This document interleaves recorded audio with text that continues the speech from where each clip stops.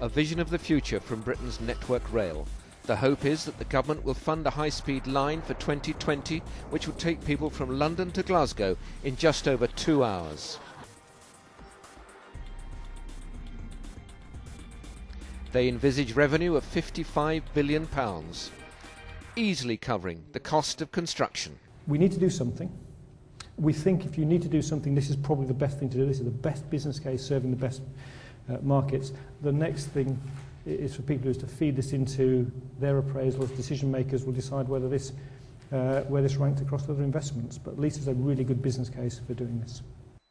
The line would branch off to feed other towns, including Birmingham, Liverpool and Edinburgh, and will begin to match the services provided on the continent.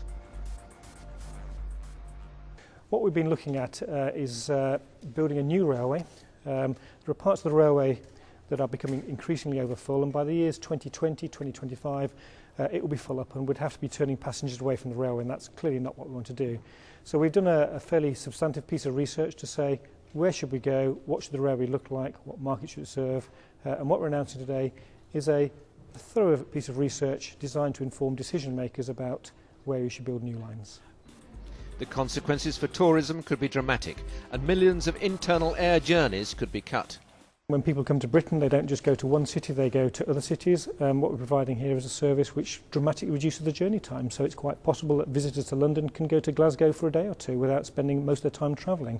A journey time to Glasgow of 2 hours and 15 minutes means that you can be in Glasgow by 9 o'clock in the morning, spend all day in Glasgow and come back. So I do really think it's an attractive proposition for tourism, so they can visit more parts of Britain without spending all their time travelling.